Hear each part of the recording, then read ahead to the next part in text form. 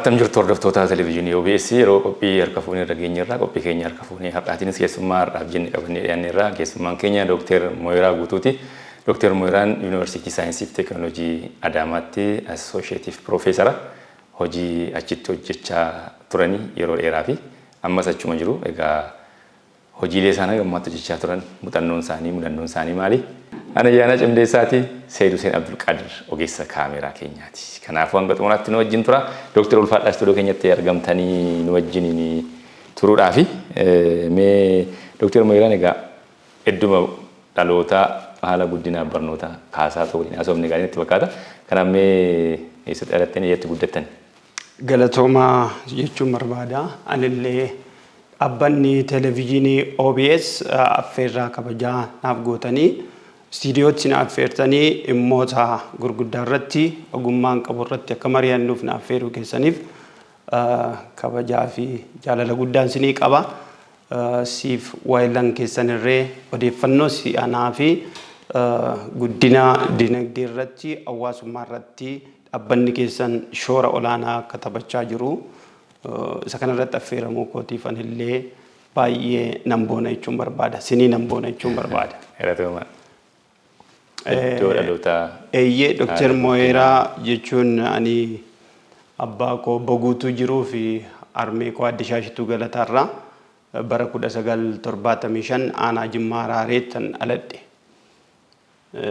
Sadarkaan barnootaa achumatti mana barumsaa Baddaa Warqeetti barnoota sadarkaa kutaa tokko hanga ja'an baradhe.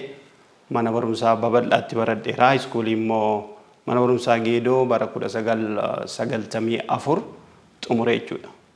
Mana barumsaa Baddaa Warqee jennaan mana barumsaa tokkummoo maal Giriinleek kan jedhamu tokko naannoo sana jira? Giriinleek mana barumsaa gara gabaa Qidaameeti. Unurraa Baddaa Warqee irraa xiqqoochi fagaata. Giriinleek sana warra mishiinarii itti fakkaata mana barumsaa kan bane. Haa ta'u mee yuunivarsiitii mee eessa galtanii barnoonni isin barattan maali? Achumaan immoo maal ture turtiin ture yuunivarsiitii keessa maal fakkaata ture? Ani akka carraa ta'ee barnoota nan jaaladha.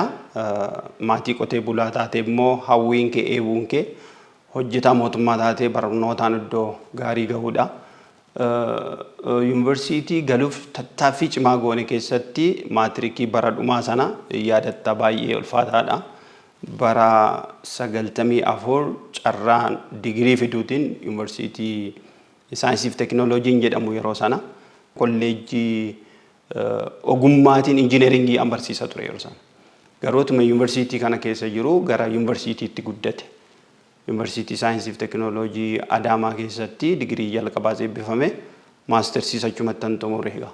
Mee digiriin jalqabaa maal barattanii achumaan hojii eessatti hojjettan?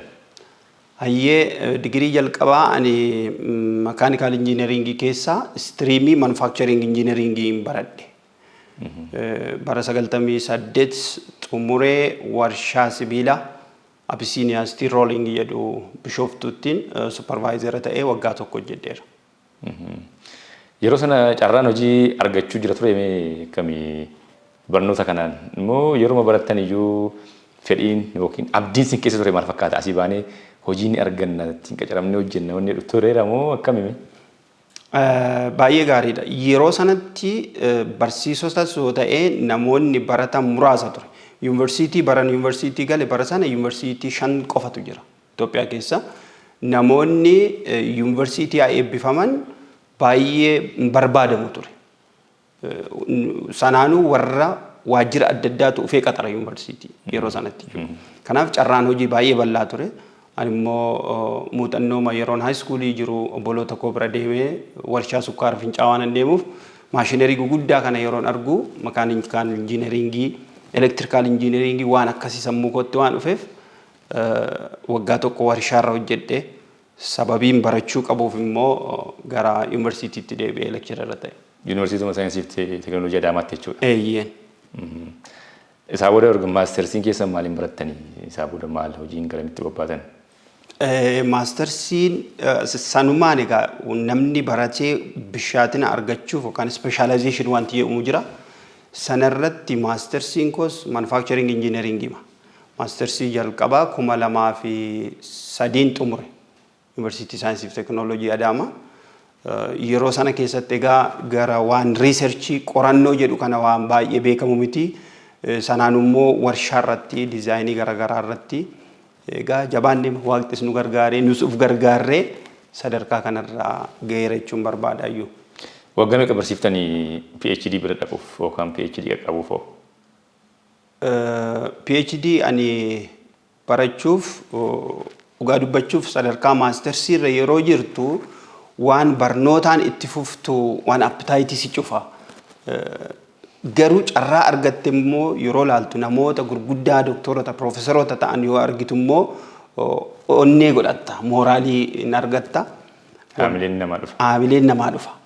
Kanaaf waggaa tokkoof walakkaa erga barsiisee gara carraa timirti ministeeriin kennuun dorgomee akka Itoophiyaatti biyya Hindiitti IIT Guwahaatii jedhama. Yuunivarsiitiin ani keetti baradhe akka addunyaatti 74 jira raankii. Achittan PhD koo 2010 xumuree waggaa 4.8 natti fudhate doktoreetii baradhee xumuruuf. Yuunivarsiitiilee Itoophiyaa kanatti dhufanii hin barsiisu Hindirra. Eeyyeen. Barsiisonni isaanii doktera, profeesara. Barnootni lammiileen biyya sanaa barnoota baay'ee baratu jedhama. Inumaayyuu immoo barnoonni achitti kennamus salphaadhaaf jedhamee haasa'ama. Oduudha kun hamiidha. Odeeffannoo sirrii ta'uu dhiisuu danda'a. Hamii ta'a jedhee yaada. Meeshaan akkamitti ilaaltan mee yuunivarsiitii Adaamaatti yookiin saayinsii fi teekinooloojii Adaamaatti maastersii keessan barataniittu PhD immoo biyya Hindiitti barattanii qulqullinni barnoota achi jiru maal fakkaata? Xiyyeeffannaan barnootaaf kennamu achitti maal fakkaata? Ayyee gaaffii bareedaadha. An dhugaa dubbachuuf wanni qabatamaan odeeffannoo ageenyuuf qabatamaan achi jiru tokko miti. Ta'ullee biyyi suni yuunivarsiitonni raankii qabu. IIT warri jedhaman top yuunivarsiitota 8tu jira. Isaa booda NIT jedhamu. Akkuma amma Ameerikaatti MIT jedhamu. Yuunivarsiitiin kunillee biyya keenya keessatti amma raankeessuutti ka'aniiru. Yuunivarsiitii saayinsii fi teekinooloojii jedhamee yuunivarsiitii AS2 fi Adaamaa saayinsii teekinooloojii lama akka saayinsii fi teekinooloojii irratti hojjetu xiyyeeffataniiru. Kanarraan kan ka'e raankii qaba. Sadarkaa olaanaatti yuunivarsiitonni jiran baay'ee ulfaatoodha. Intarnaansi egzaamirree darbuun jechuudha. Kanaaf aloonni achi jiru dhugaa dubbachuuf biyyi Hindii biyya guddatte namoonni beekan. Akka Raashiyaa fa'aa niwukileerii biyya qabdu. Keessattuu Googilii kaampaanii keessaa kaampaanota guguddaa keessaa alataa Hindiitu jira. Kompiitar saayinsiidhaan, injineeringiidhaan, maatimaatiksiidhaan baay'ee namoota bishaatanii. Isaan barnoota akka nuyi amma akka jireenya baay'ee xiyyeeffannee ilaallu amantii irratti. Kanaaf waaqa barnootaarree qabu. Educational God qabu. Waaqa biqiltuu qabu. Kanaaf barnoota irratti baay'ee xiyyeeffata biyyi suni jechuudha. Kanaaf qulqullinni barumsaa sadarkaa qaba malee sadarkaa olaanaa irratti baay'ee cimaadha jechuun barbaada. Ani maaliif ani kana kaasee yuunivarsiitii barsiisonni isaanii sun barsiisaniiru. Barsiisonni Hindii, barsiisonni Naayijeeriyaa irraa dhufan kun akkas barsiisu yuunivarsiitii Itoophiyaa kana keessatti waanuma jiru beekuufani. Haa ta'u mee erga PhD keessan hojjetanii dhuftanis yuunivarsiitii saayinsii fi teekinooloojii Adaamaa jirtu. Ammas hojii barsiisummaadhuma moo gorsummaadhaan yookaan advaayizara ta'uun immoo akkami hojiin? Hojii currently ani ammarra jiru hojii barsiisuu haa ta'uyyuu malee ergi dhufee waggaa 7ffaa qabadheera. Waggoota kana keessatti piroojeektii maastersii yuunivarsiitii kana qofaarraa gara ijoollee 28 advaayizii godheera. Warra PhD ijoollee 5 keessaa ijoollee 2 eebbisiiseera dooktoreetiidhaan. Yuunivarsiitii garaagaraa Bulee Horaa Yuunivarsiitii, Dirree Dawaa Yuunivarsiitii, Madda Walaabuu Yuunivarsiitii, Wallaggaa Yuunivarsiitii irraa ijoolleen advaayizii godhan qaba. Isa cinatti piroojeektii konsaltaansii mootummaa karaa yuunivarsiitii ofirree advaayizii nan godha.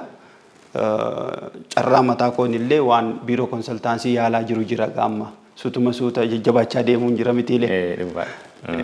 Gaafa ogummaan guddachaa deemu, muuxannoon dabalaa gaafa deemu of ilaaluun cinaatti ba'anis dirqama ta'a. Dhugaadha. Isa qaxarriin alatti jechuudha.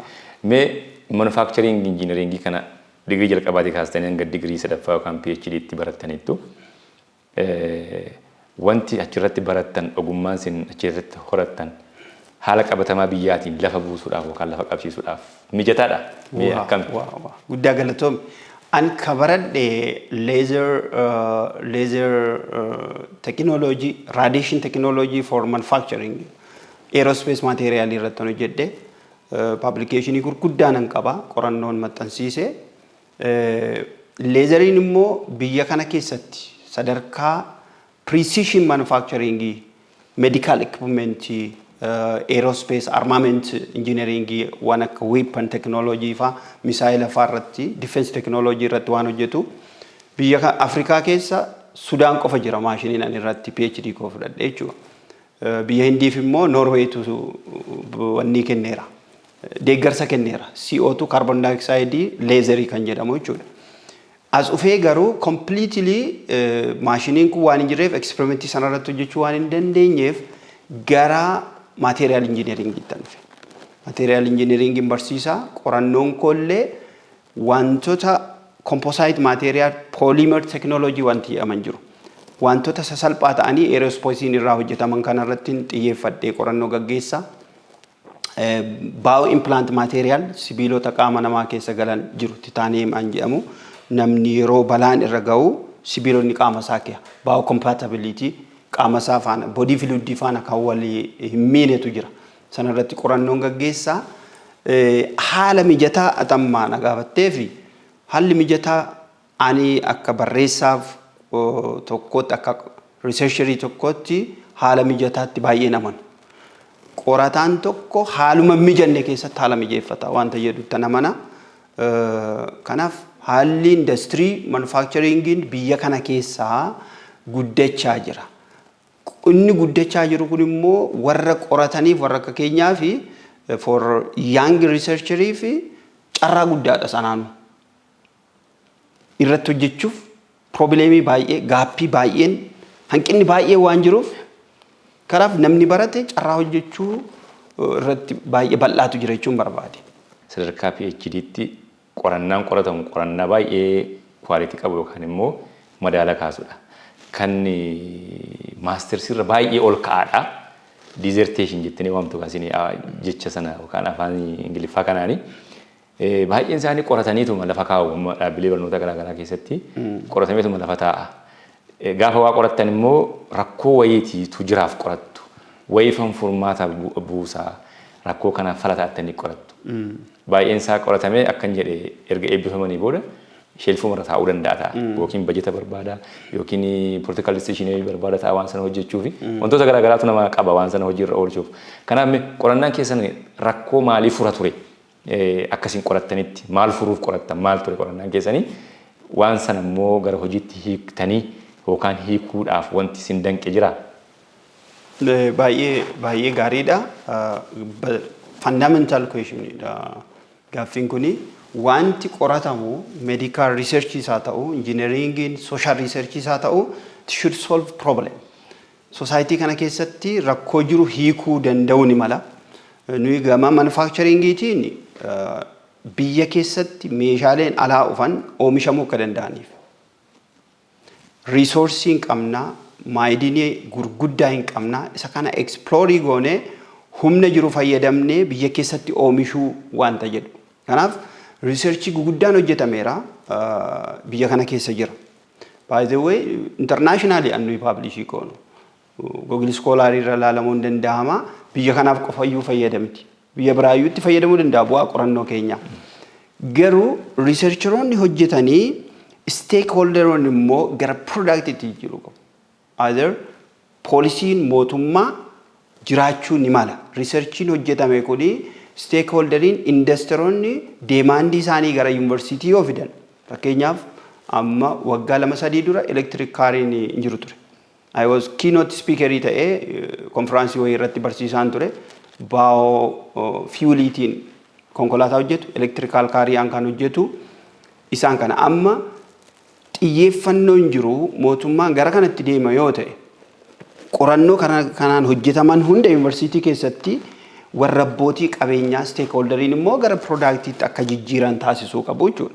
Malee yuunivarsiitiif qorataan mataan isaa humna hin qabu gara productiitti jijjiiruuf.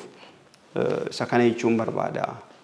Tole gaamee Dr. Ammoo gara kitaabaatti dhufna. Kitaabota lama barreessitaniitu tokko kuusaa walalootii inni tokko immoo kan amma uummata biraan gahuuf jettan immoo tarii kitaaba xiinsammuu haa jennu hin beeku yookiin waan aadaallee waan kun of keessaa qaba waan seenaa wajjin illee wal qabatu qaba isa garuma boodaa itti dhufna mee kitaaba kuusaa walaloo jalqaba barreessitaniittu isin fedhiidhumaan durumaa kaatanii waan aartii kana qabdumoo galgaluma keessa erguma ogummaa isa kana gonfattanii booda isinitti dhufe waan kun osoo jennu dooktarri waldaas tajaajilaa jirtu nan beekaa odeeffannoo qaba tajaajilaa waldaanis wangeelas hin lallabdu mee gara kuusaa walaloo kanatti dhufna waan aartii kana immoo galatoomi ayyaana gaaffii bareeddu anillee akka carraa ta'ee kitaabitti fidee dhufeera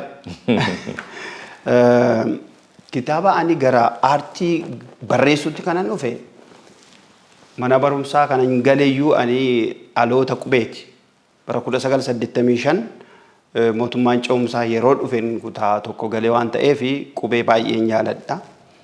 Aartiin immoo kennaadha. Barnootaan guddachaa haa deemuyyuu malee namni aartii waa barreessuu fi fiilmii isaa ta'uu waan adda addaa hojjetu kennaadha. Kennaa alootaati.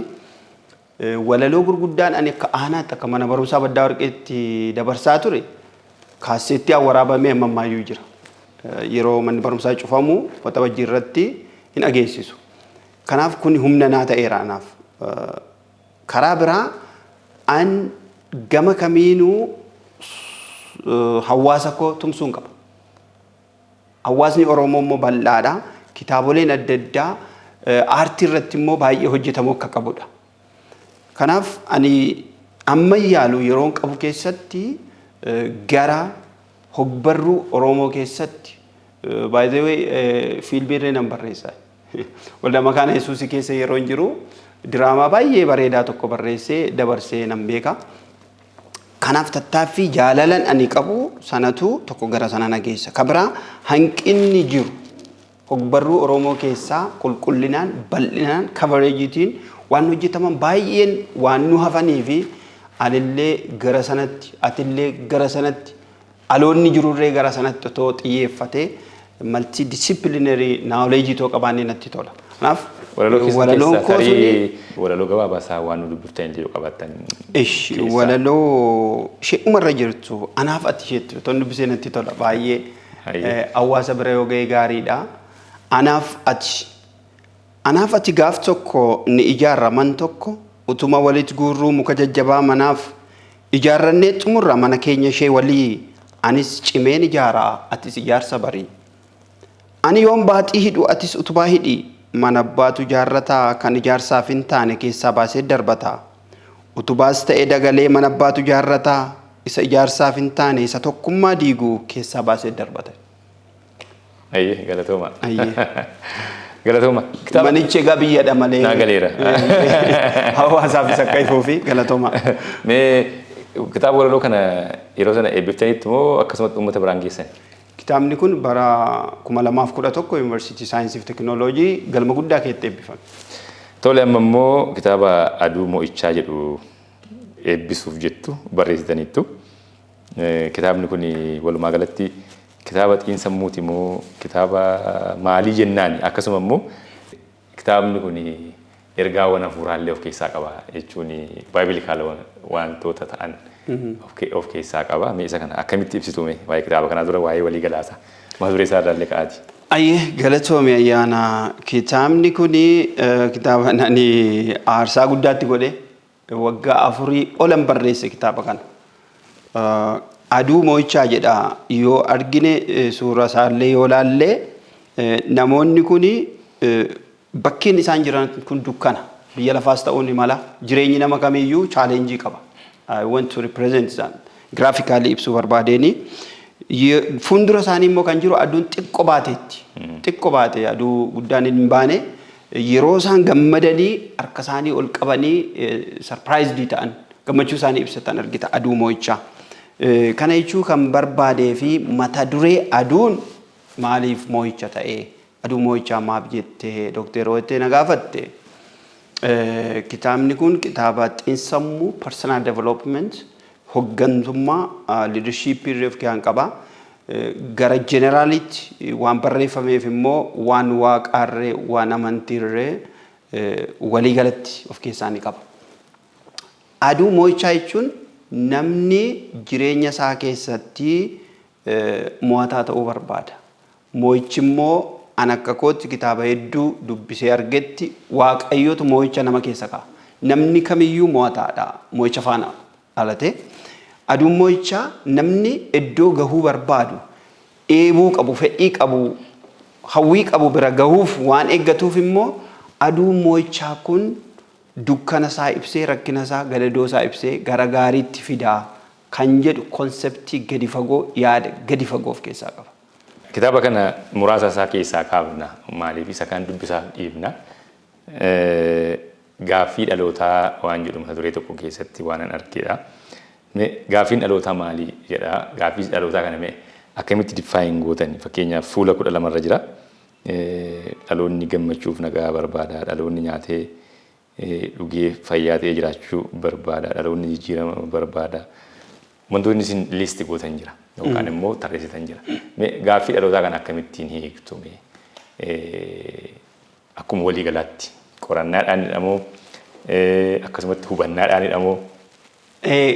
Galatoomii jechuun barbaada. Namoonni tokko tokko gaaffii dhalootaa jeneraal waanan keessa ture biyya kana keessaa waggaa 5 malee hin turre alaa ergi dhufee immoo waggaa 7 jiraadheera nan beeka gaaffiin dhalootaa maal akka ta'e.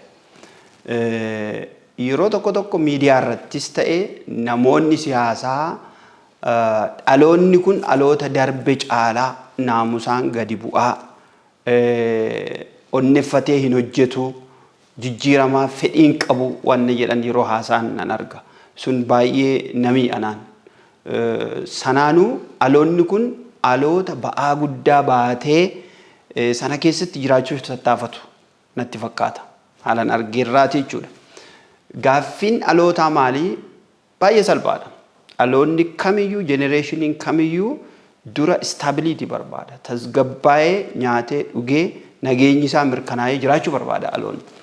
Sana booda mirgi jiraachuu isaa erga mirkaneeffate nagaan biyya isaa keessatti bahee galuu ergi danda'e haalli isa hojjechiisu yoo jiraate farther irra darbee waan innoveetiivii ta'e waan gaarii waan addaa oomishatti hojiitti seenuun isa booda jechuudha. Kanaaf gaaffiin dhalootaa dhaloonni ni jalqabaa beezik niidiin kuni mirgi isaa kun guutamuufii qaba. Ni kabilaa dhaloonni kun waan barbaadu hirmaataa ta'uu barbaada.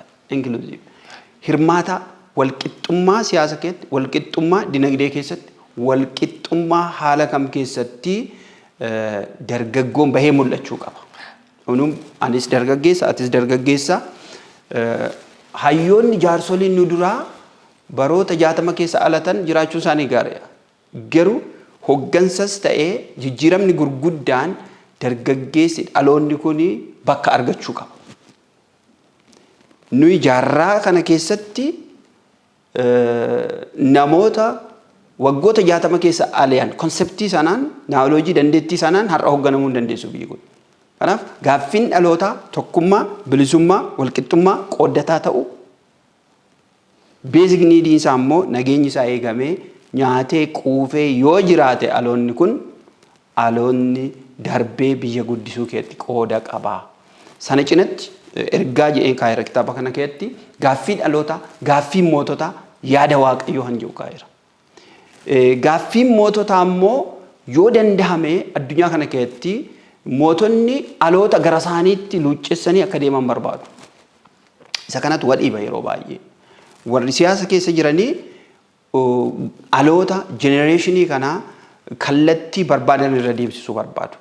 Karaa biraa garuu bara teknooloojiin, bara artificial intelligence'n babal'ate kana keessatti dhaloonni dhugaaf haqaan beekumsa waliigalaa informationii modern informationiitiin modern society'n kun gaggeeffamuu waan danda'u hoggansa sana faana walitti bu'uu danda'a jechuudha. So the world is under big crisis leadership keessatti. Biyyoota garaagaraa keessatti hoggantoota isaanii adababaayitti yeroo rukutaa jiraniin argita. Maaliif jenereeshinii sanattu kiruul cakkaanyii ta'aa dhufe hamaa ta'aa dhufe miti. Gaaffiin dhalootaa hin deebi'u yoo ta'e pireejarii guddaa uumaa deema waan ta'eef yaanni moototaa yaanni warra biyya bushanii gaaffii dhalootaa inklusiivii godhee yoo deebe yoo ammataa deeme waliigalteen jaalalli guddinni ufaa deema. Yaanni waaqayyoos achi keessatti namni jaalalaan tokkummaan wal danda'uun waliif yaaduun akka jiraatu barbaada Waaqayyo. Concept of God. Yaanni Waaqayyo immoo kana caalaa amma yeroo muraasatti ibsamee xumuramuu hin danda'u. Garuu Waaqayyo gaariidha. Waaqayyo nagaa barbaada. Lolan barbaadu. Waaqayyo jaalala barbaada. Namaaf otoo hin taane uumamarree akka kunuunsuuf mastermindii hoogganaa godhee nama uumeera Waaqayyo. Kana yoo gaaffii kee deebiseen beeku. Galatoomaa deebisaniitu kan biraa egaa akkuma jenne dabarree waa keessaa kaasna waa'ee tokkummaa irrattis waan jettan qabdu tokkummaan amma bakka barbaachisu namni hunduu ni hubata jedhee yaada. Namni hunduullee kan afaan hin dhabnee fi yeroo hunda faarsu waa'ee tokkummaa kana rakkoo tokkummaa saba keenyaatiif rakkoon guddaan rakkoo keessoo dhumasaa jiruu fi rakkoo alaa tokkummaa kana hin leellifnedha. Waan jedhu kaaftanitti mee waan asirratti too waa jettanii jedheetanii too waa jennee dabarre. Guddaa galatoomii waan ka'uu qaburreessa kana boqonnaan tokkoffaan kitaaba kana keessatti tokkummaa Oromoof moo'icha jedha. Barreessaan tokko kan barreessu tokko gaaffiin yoo jiraate hanqinni gaaffiin waa tokko yoo jiraate waa barreessa. Ani tokkummaan qabu Oromoon jechaan jiru. Tokkummaan Oromoo ibsaa barabaraan ifuu qabu aamuu hin qabne. Oromoon tokko waan ta'eef baroota sirna cunqursaa sanayyuu lolee ofirraa injifatee lafasaa biyyasaa qabeenyasaa qabatee jiraate. Aarsaa guddaatti haa baasuyyuu malee. Hooggantoota isaa baay'ee haa dhabuyyuu malee. Tokkummaan Oromoo cimuu qaba. Sababiinsaa tokkummaan bal'inaan kitaabicha ibsuu nan barbaachisu. Tokkummaan wanti barbaachisee fi indikeeshinii yookaan immoo wantoonni mul'achaa jiran jiru. Tokkummaa Oromoo kana diiguuf humni keessaaf humni alaa tokkummaa Oromoo bittinneessuuf Oromummaa kana saba isaa irratti falmuun rakkoo gurguddaan ka'aa jira. Kanaaf tokkummaan yerootti amma isa durii caalaa cimuu qabudha konseptii jedhu lafa kaa'uuf. Barbaachisummaan tokkummaa namni hunduu hin barbaada garuu saayinsiidhaan tokkummaa akkamitti hirphina. Tokkummaan anaaf hundee qaba han isa aabu jirma qaba han isa utubu ija qaba. Yoo tokkummaa qabaanne injifannoo saffisiisa dinagdeetiin irree jechuudha. Security yookaan immoo nageenyi irree in tasgabbaa tokkummaan yoo jiraate. Tokkummaa keenya nuyi qaama biraarraa hin eegnu diinni akka nu faarsus hin barbaannu. Garuu nuyi mataan keenyi tokkummaa akkamitti jabeeffanna isa jedhu barreeffame. Hiddi tokkummaa keenya aadaa afaansa Oromummaa isaati. Ani as keessatti waan barreessee jira. Kitaaba koo duraa keessatti Oromoon milkaa'eera kan jechuu dandeenyu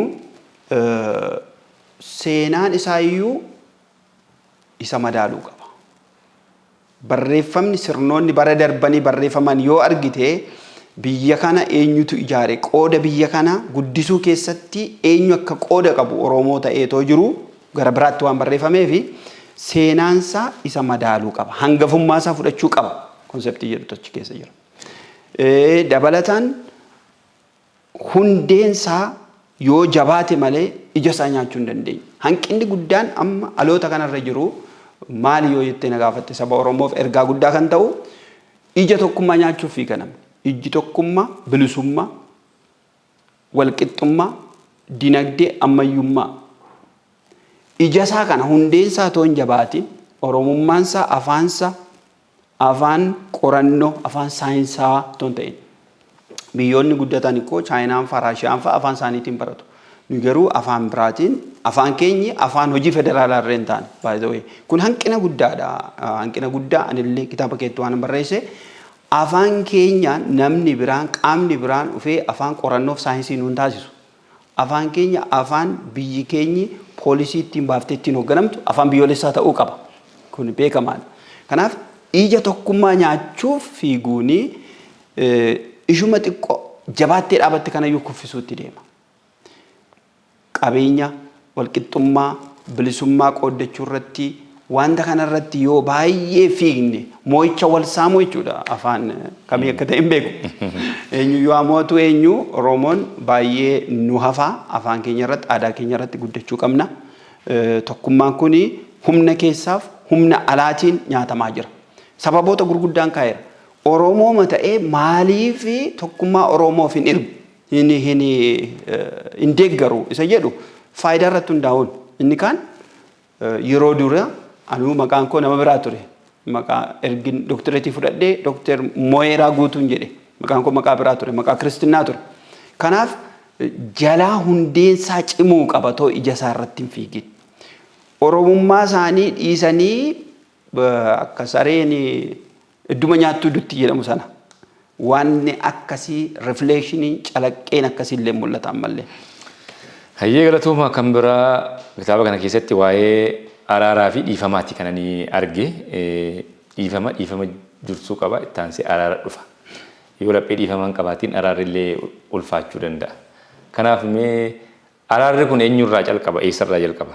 Xinnoo ishee akka adeemsaatti waan keessa wayii qabdu waan ta'eef maaliif yeroo ammaa kun immoo yeroo waa'een araaraa kun irra deddeebi'a waan ta'eef dhimma yeroo wajjin illee waan wal qabatudha. Dhimma hawaasni keenya keessa jiru rakkoo hawaasni keenya ittiin raafamaa jiru keessa irratti illee furmaata ta'uu danda'a yookaan immoo dhimmicha sintu qaba waan ta'eef kan jedhee araarri eessaa jalqabame? Guddaa galatoome ayyaana kitaaba kana keessatti boqonnaan lammaffaaf dhiifamaaf araara jedha. Yaada yookaan immoo yaada yerooti ergaa yerooti dhaloota hunda bira ga'uu kan danda'u dhiifamni maarraa ka'a gara araaraatti otoo dhufiin dura dhiifamatu hangafa dhiifamatu dursuu qaba. Kanaaf dhiifamni araaratti otoo dhufiin dura lolatu jira jechuudha. Walitti bu'iinsatu jira miidhaa caba keessaa tu jira jechuudha. Kanaaf madda sanarree in ibsa madda sanarree kitaaba kana keessatti dhiifamni yoo hin jiraanne araarri yoo hin jiraanne lolli bu'aa inni buusuu danda'u wal waraansa gurguddaa beela godaansa gurguddaa fiduu danda'a. Fakkiidhaan kaa'eera waan akkasii kana. Namni tokko dhiifama gochuu kan danda'u yookaan immoo walitti bu'iinsi kan jalqabu sammuu isaa faana. Namni lola yookaan immoo jibbiinsa jalqabu dura ofitti lola qabachuu yaada isaa faana walitti bu'a. Yaada isa keessaa go'ii hin godhii waan gaarii waan yaraa hanga waan jiruu fi namni araara kan jalqabu ni hangafa ofitti araarama. Erga ofitti araarame gaggabaabseen dubbadha waaqatti araarama. Ofiisaatti otoo hin deebiin ofitti hin araaramiin namni tokko hanqina isaa otoo hin fudhatiin sammuu isaa otoo hin tasgabbeeffatiin waaqa faanarree araara gochuu hin danda'u. Namni waaqa arrabsu dhageessee hin beektu. Namni waaqa otoo arrabsuu hin deema. Waaqa faana walitti bu'a. Ergi sana ta'ee ollaa faana ergi sana ta'ee akka dhaabbataatti akka biyyaatti araaratu ta'a jechuudha. Garaa dhiifamaa eessaa finnaa isa jedhu amma saayinsii gadi fagoon. Namni tokko biyya alaatti yoo ilaalle baay'ee kan bishaatina keenya natti fakkaata. Namni abbaa isaarree warri terroristii ajjeesanii isarree rukutamee xiyyiitiidhaan hospitaala taa'ee nama isa ajjeese sanaaf dhiifatama namni go'u jira biyya alaatti jechuudha. Namni waggaa baay'eetti murtaa'ee osoo dubbannu gara hawaasaa kana moo eessadha? Namni wayis naannoo kibbaa kana keessa dhiyoo kana nama ilma isaa ajjeesee mana hidhaa jiru dhaqee miila dhiqeedhanii mana hidhaa keessatti. Baay'ee nama isii dhiiseera jedheedhanii nama yeroo dheeraatti murtaa'ee adabbiin akka inni dhiifamaan gadhiifamu taasisee waan jedhamu jira. Muuxannoon biyya keessaallee jira jechuu barbaada. Jira biyya keessaallee dhugaadha wanti kun baay'ee gadi fagoo naqarsaa ta'ee han biyya kana fixaa jiru dhiifama walii gochuu dadhabuudha. Isa kanarratti baay'ee dubbatamuu qaba. Paanal diskeshinii hayyootaa ta'e jechuudha. Namni dhiifama gochuu eessaa bara inni jedhu tokko namni garaa madaa miidhaa caba qaburratti jaalala hundeessuu danda'u mala.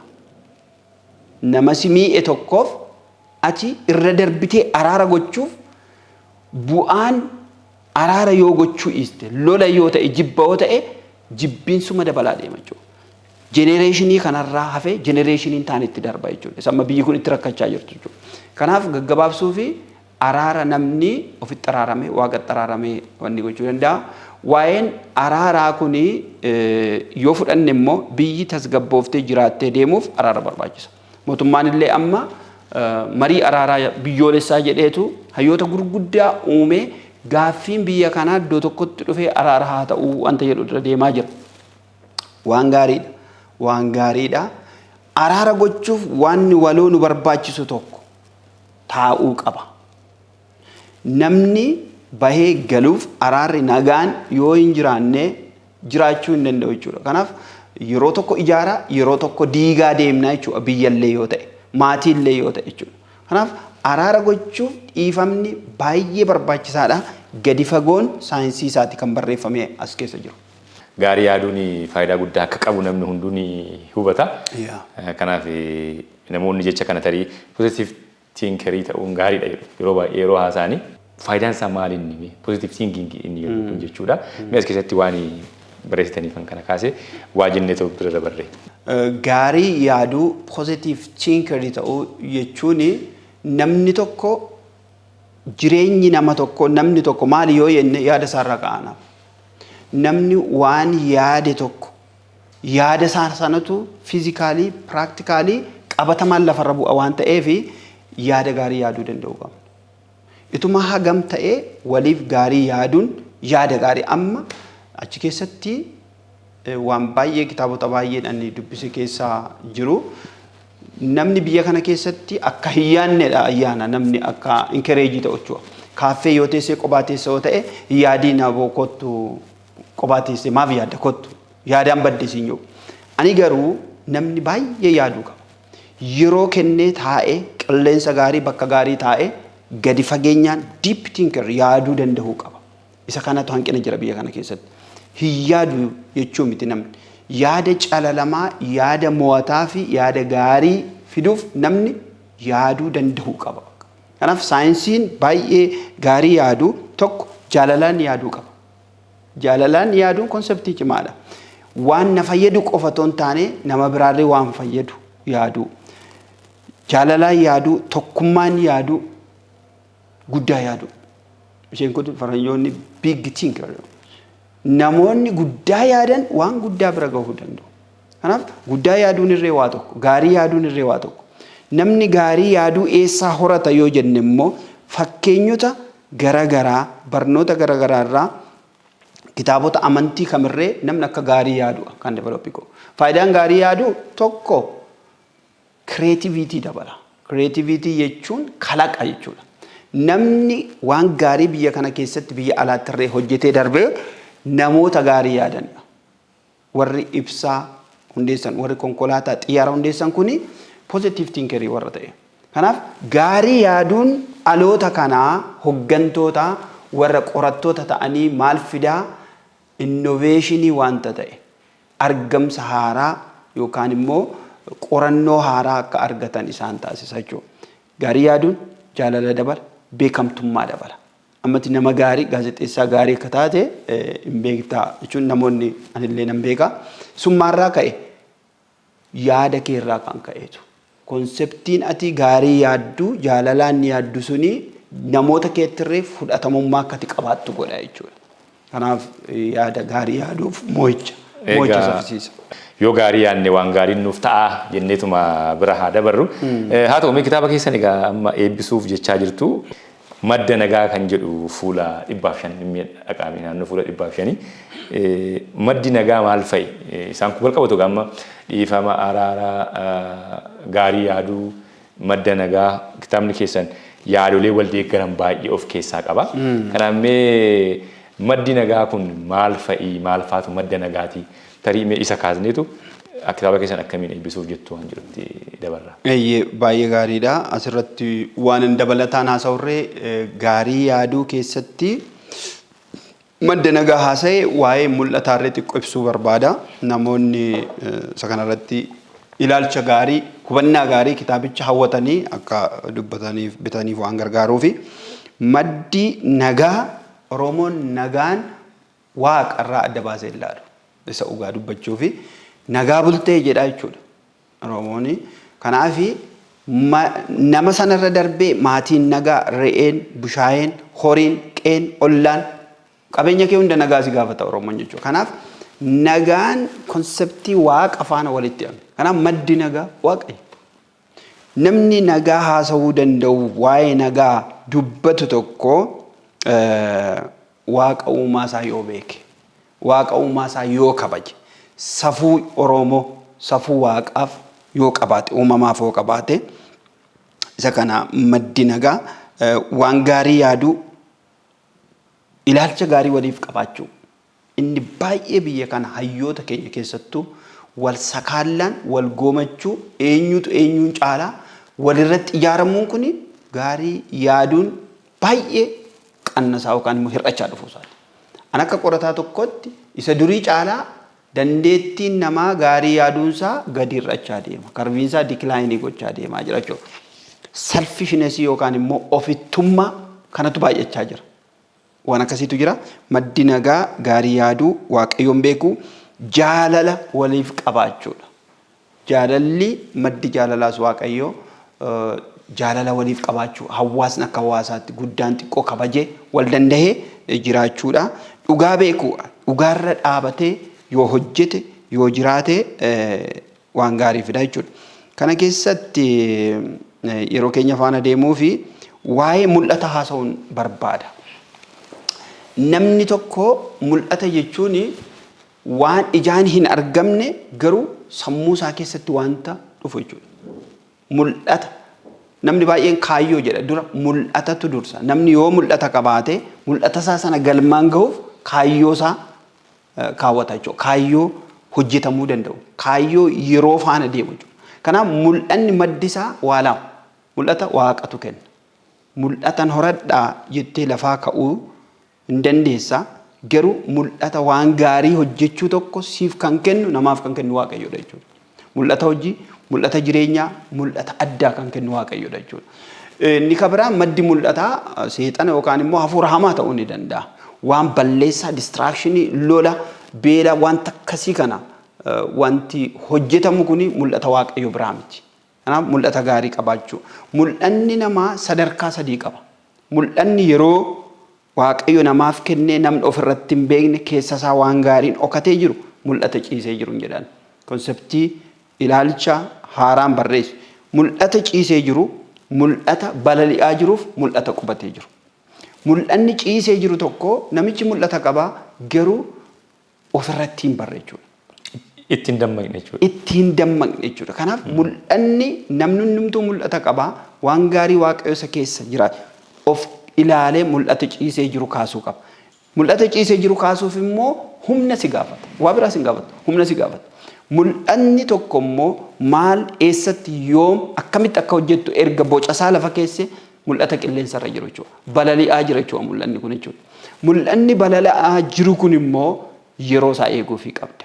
Yoo yeroo isaa hin eegne maal ta'a mul'anni tokko expiry ta'a yeroon isaarra darbee ammati bara durii baruma kana keessaa konkolaataa humna elektirikaan hojjetu jechaa jirra jechuudha. Mul'anni kun yeroo isaa eegeen hojjetu ammoo ta'ee tekinooloojii kanarra baay'ee saffisutu dhufuu danda'a. Mul'anni sadarkaan isaanii sadaffaan mul'anni qubachuu qaba. Qilleensarraa qubachuu qaba. Mul'ata kee qubachiisuuf immoo humna caalaa yeroo caalaa bakka filachuufii qabda. Mul'ata guguddaan bakka hin taane soosaayitii hin taane hawaasa hin taane keessa yoo taa'e hin du'a mul'anni tokko jechuudha. Mul'anni gaariin kamiyyuu ija godhatee deeggartoota horatee bu'aa buusee darbuuf bakka filatamaa taa'uu qaba. Hawaasa Oromoo keessatti amma mul'ata niwukileer boombii nama fixuun hojjettee ta'uftee uummanni kun hawaasni kun fudhachuu dhiisuu ni danda'a. Kanaaf mul'anni gaarii hagamillee gaarii yoo ta'e bakka mijataa barbaada. Qilleensa mijataa iddootti itti bu'aa qabeessa ta'u barbaada jechuudha. Kanaaf mul'anni sadarkaa sadii qaba. Mul'anni immoo mul'ata lubbuun jiru, mul'ata gaggabe, mul'ata du'e jenna. Mul'ata tokko jechuudha. Mul'anni gaggabe tokko yeroo deeggartoota isaa hir'achaa dhufan, yeroo kompitiishinii keessaa bahaa jiru mul'ata gaggabe jedhama jechuudha. Mul'anni yookaan viizhiniin raa'iin namaa gaggabaa deema, du'aa deema jechuudha. Yoo tasuma deeggartoota abee yaanni faallaatti baay'ate immoo hin du'a.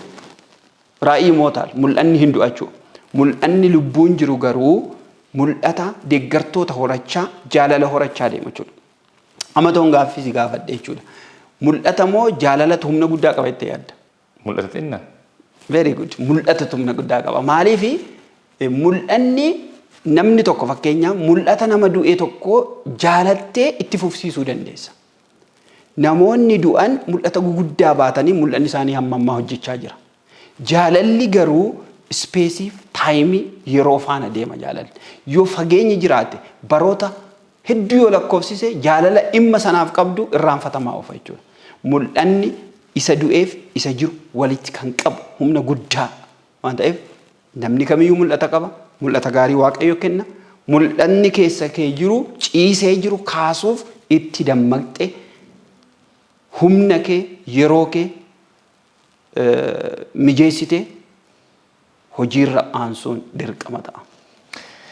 Galatooma mee kitaaba Aduu Mo'ichaa kana yoom eebbistu akkamitti eebbistu mee waa'ee isaa xiqqoo kaafneetu akkamiin uummataaf dhiyaata yookaan dubbisoota bira gahaa isa dhukaasneetu xumura sagantaa keenya. Ayyee galatooma kitaabni kuni waxabajjii 22 Qidaamee dhufuutti eebbifama. Yuunivarsiitii Saayinsii fi Tekinooloojii galma Odaanabee keessatti hayyoonni bakka jiran namoonni gurguddaan keessummaa kabajaa kiinooti spiikerii ta'e kan turre Maaster Balaachoo Girmaati mootii kolfaa rikkeerdii addunyaa irratti nama gammadeetu kolfa waan ta'eef nama sanallee ilaaluuf namoonni baay'ee hawwu carraa ta'ee ani nama kana affeeree isarraa kiinooti spiikerii ta'e kitaaba kana keessummaa kabajaa kooti. Dargaggootaaf kitaabni kun bu'aa guddaa qaba. Namni kamiyyuu Adaamaa jirtan dhiyeenya magaalota jirtan guyyaa kana argamanii akka irratti hirmaatan affeerraa kooti. Ulfaadha Dr. Mo'eeraa Guutuu Yuunivarsiitii Saayinsii fi Tekinooloojii Adaamaatti Associative Professor Agaasin hojii barnootaa irra turtanii ammas waan barnootaa wal qabate kan hojjechaa jirtanii kitaaba immoo barreessitanii kitaaba lama dubbisoota biraan geessaniitu tokko kuusaa walalootii kan waggoota muraasa dura uummata bira ga'e kan lammaffaa kitaaba Aduu Mo'ichaa kanaa kan tibba kana eebbifamuuf jedhu. Galatoomaa isiniin jenna keessummaa keenya taatanii istuudiyoo keenyatti waan argamtaniif sin galateeffannaa qophii keenya harka fuunee kanumaan xumuraa daawwattoota keenya qophii kana waliin kanan ture Ayyaana Cimdeessaati ogeessi kaameraa keenya Seeliseen Abdul Qaadiri qophiileen televezyiinii OBS hafan kanneen biroo itti fufu yeroo gaarii isiniin jenna. Galatoomaa.